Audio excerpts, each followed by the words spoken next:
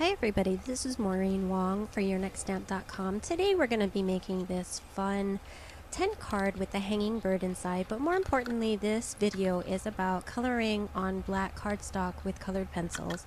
I'm going to show you a couple of different inks and a few different pencils, so let's get started. I've already got my stamp mounted in my MISTI and I inked it up with Avery L white pigment ink and I'm stamping it down. And then what I'm going to do after this is heat set it a little bit so that it doesn't smear as much, and then I'm going to get my stuff set up for coloring. Okay, so basically the technique here is stamping on black cardstock and then going over small areas with white pencil and then coloring over it with your color of choice. Now when I use my white pencil, I actually go over the stamped lines with my white pencil just to give it the same sort of texture as the rest of the area that I'm coloring in so that it blends a little bit better. And the reason why I work in small areas is because if you color the whole thing with the white pencil, you won't know where any of the different color areas are supposed to be, and it'll be really hard to color in the end. So you want to just do small sections at a time. Take your time, make sure you're getting the correct colors. I'm putting in just a little bit of shading here with my different pencils, and these are the Luminance pencils from Caran d'Ache, and I find they are really highly pigmented and very creamy and do a very good job of covering on black cardstock. Especially the white pencil does a really good job of whiting out that black area and then making it so you have a nice surface to color over with your different colors.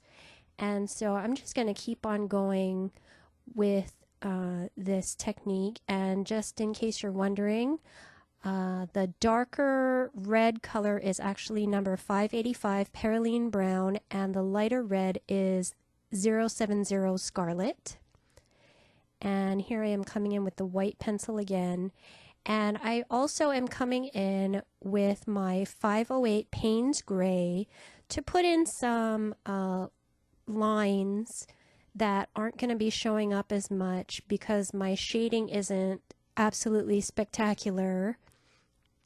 In some areas, I come in with that dark gray pencil to do lines so you can actually see different detailed parts of the bird.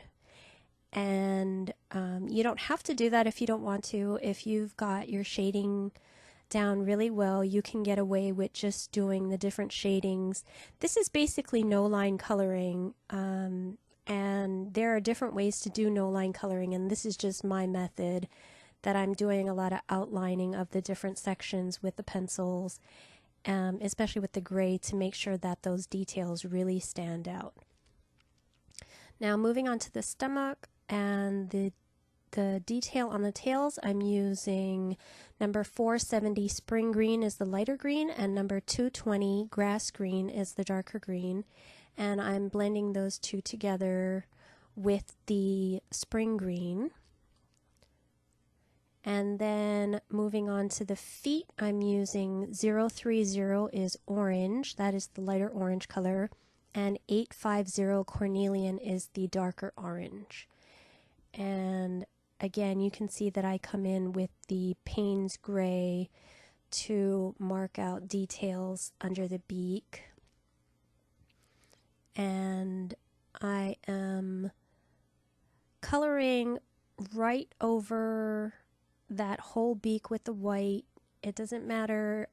There's that little line in there, and I'm going to leave that white. So I just make sure that I know where it is, and then I go around it. Then I'm coloring in the whole eyeball here, and what I'm going to do is actually add back in some of the detail by using my MISTI. I didn't move my stamp from when I stamped it. I'm taking a black Stampin' Write journaler, and I'm using the bullet end to put on the eyeball and the eyebrow. And you just stamp that right over the pencil, and it actually comes out really nicely. But just to be extra sure, I'm going to stamp it or ink it up again with the pen and stamp it again just to make sure that those details are really nice and dark. So that is basically it for the coloring. And now I want to take a minute to show you a few different samples that I made. These were all stamped with the Avery L White Pigment ink pad, and this first sample I used the Luminance pencils. This second sample I used Prismacolor colored pencils, and you can see that the coverage of the Prismacolor is also very good. Then this last one I used Spectrum Noir pencils, and the coverage of the white just wasn't very good at all, and then the color over it didn't really darken it, so you can see kind of the black through there.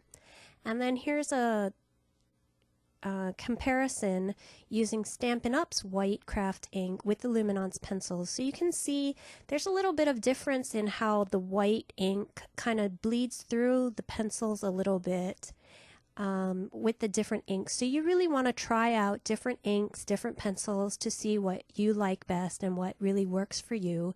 Here's another sample I did, again with the Stampin' Up white ink and the Luminance pencils.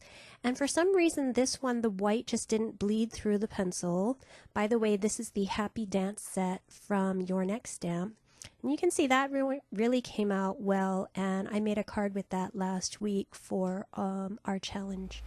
So to finish up the card, I just made a tent card, and I'm going to put a link to a video I made before of how to make this tent card. And I just stamped the clouds, and I embossed the sentiment on the bottom with white embossing powder, and you can see how that folds flat for mailing. Then when your recipient gets it, you just pop out that bottom and they can stand it up.